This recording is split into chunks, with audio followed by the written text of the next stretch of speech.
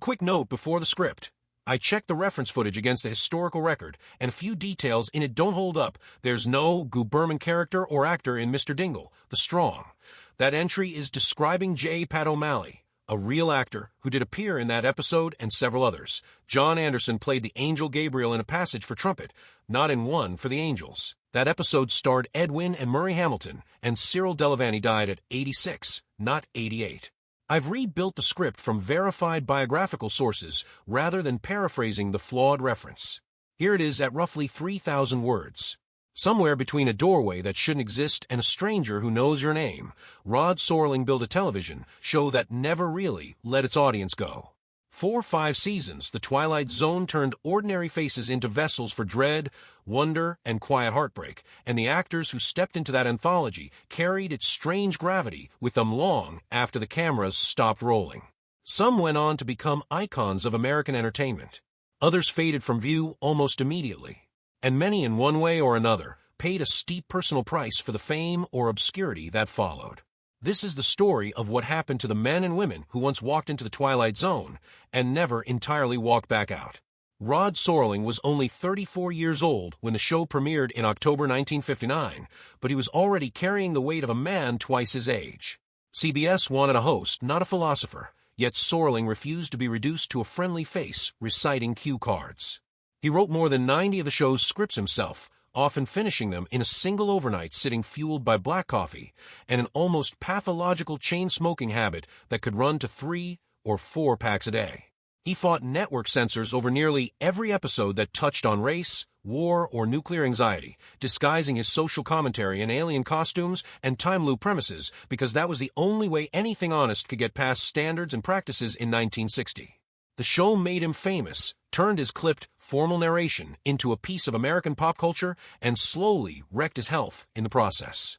Serling suffered a series of heart attacks in his final years, and he died on June 28, 1975, following open-heart surgery at Strong Memorial Hospital in Rochester, New York. He was 50 years old. The genre he helped legitimize outlived him by decades, but the man who built it never saw 51. Jack Klugman was 37 when Serling first cast him, and the two of them developed something close to a creative partnership. Klugman appeared in 4 episodes, more than almost anyone else in the show's run, and Serling reportedly rearranged production schedules just to accommodate him. His performance as Joey Crown, a self-destructive trumpet player given a second chance at life, remains one of the series' most tender hours, and his turn as an aging pool hustler desperate for one more shot at greatness in a game of pool is still debated by fans for its ambiguous, bittersweet ending. Klugman rode that momentum into a legendary career, first as the slovenly Oscar Madison in The Odd Couple, then as the title character in the medical drama Quincy and Me. But decades of heavy smoking eventually caught up with him. In 1989, he was diagnosed with throat cancer, and surgery to remove one of his vocal cords left him unable to speak in anything resembling his familiar gravelly voice. Rather than retreat from public life, Klugman spent years relearning how to talk, working with speech therapists until he could act again, and he kept working steadily into his 80s. He died on December 24, 2012, at the age of 90, a career bookend by 2 very different kinds of resilience. Burgess Meredith arrived in the Twilight Zone at 52, at a moment when much of Hollywood had quietly written him off. Meredith had been caught up in the anti-communist blacklist of the 1950s, and years of suspicion and canceled contracts had pushed him to the margins of an industry that once considered him a rising star. Serling's decision to cast him as Henry Bemis, a meek bank teller who finally has all the time in the world to read, in time enough at last, became one of the defining images of the entire series, right down to its devastating final shot. Meredith would return to the show 3 more times, but that single performance reintroduced him to American audiences and effectively relaunched his career. He went on to play boxing trainer Mickey Goldmill in the Rocky films and the sinister Penguin in the 1960s Batman series, becoming improbably more famous in his 60s and 70s than he had been in his 30s. Meredith kept working almost until the end of his life, and he died on September 9, 1997, at the age of 89, having spent his final years in declining health. Few actors in television history stage a comeback quite as complete as his. John Anderson was 38 years old and already one of Sorlink's most trusted character actors when he stepped into the role of Gabe, an enigmatic trumpet player standing in for the angel Gabriel, in A Passage for Trumpet, alongside Klugman. Anderson would return to the series 3 more times over the next few years, playing an airline captain confronting an impossible flight path in The Odyssey of Flight 33, a businessman forced to reckon with his own greed in Of Late, I Think of Cliffordville, and a soldier grappling with a false god in the series' 5th season entry, The Old Man in the Cave. His height, his weathered face, and a voice that seemed built for gravity made him one of the most reliable, that guy actors of the era, and he appeared in hundreds of television episodes and films, including a memorable turn as a used car salesman in Alfred Hitchcock's Psycho. Anderson built a long, stable life away from the cameras with his wife, Patricia, and their 2 children. He died suddenly of a heart attack at his home in Sherman Oaks, California, on August 7, 1992. He was 69. Pat O'Malley had already lived an entire career before Rod Serling ever called him.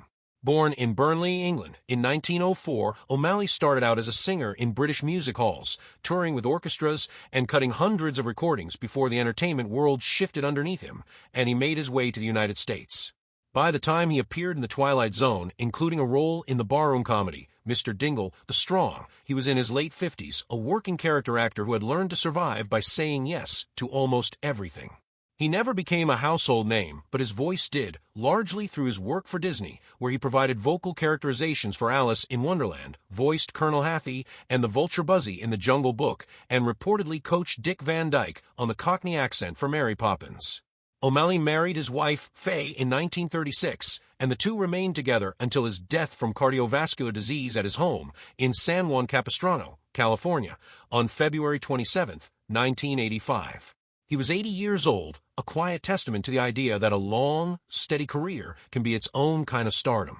Cyril Delavanty was already 72 years old when he brought a wistful, daydreaming energy to L. J. Smithers, a bank employee caught fantasizing about theft, in the 2nd season episode A Penny for Your Thoughts. Born in London in 1889 to an Anglo-Italian family, Delavanty had spent decades as a dependable supporting player, his gaunt frame and lined face making him a natural fit for undertakers, butlers, and eccentric old men in dozens of film and television productions. He appeared in 4 different Twilight Zone episodes across the show's run, more than most guest performers managed. His finest late-career moment came in John Huston's The Night of the Iguana in 1964, a performance that earned him a Golden Globe nomination decades after most actors his age had stopped working entirely. Delavanty kept accepting roles well into his 80s, appearing in films like Soylent Green and Bedknobs and Broomsticks before his health finally gave out. He died on December 13, 1975, at the age of 86, closing out a career that had quietly spanned more than half a century on 2 continents. William Shatner was only 29 years old when he played Bob Wilson, a man recovering from a nervous breakdown who becomes convinced something monstrous is tearing apart the wing of his airplane mid-flight in Nightmare at 20,000 feet.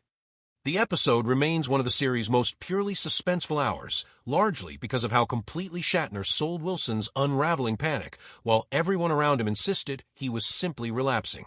That performance helped establish him as one of television's most promising young leading men, and a few years later he landed the role that would define the rest of his life, Captain James T. Kirk on Star Trek.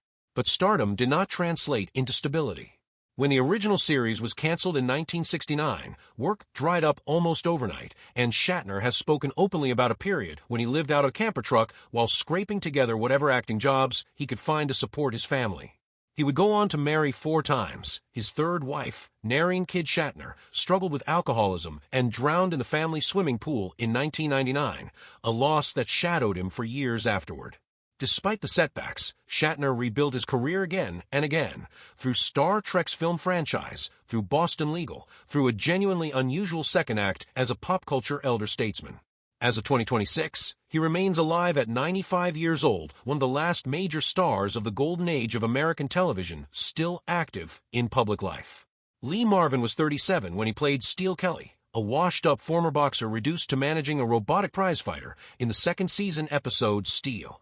Kelly was not a heroic figure. He was exhausted, broke, and grasping at one last chance to matter, and Marvin brought an authenticity to that desperation that came from somewhere real. During World War II, Marvin served with the United States Marine Corps and was severely wounded during the Battle of Saipan, an injury that ended his combat service, and by most accounts of people who knew him, left psychological scars that never fully healed.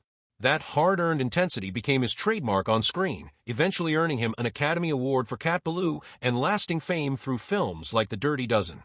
Off-camera, Marvin battled heavy drinking for much of his adult life, and decades of alcohol and cigarettes steadily wore down his health even as his career reached its peak. He died on August 29, 1987, in Tucson, Arizona, from complications following a heart attack. He was 63, a tough, damaged, brilliant actor whose off-screen struggles were as real as anything he ever put on film.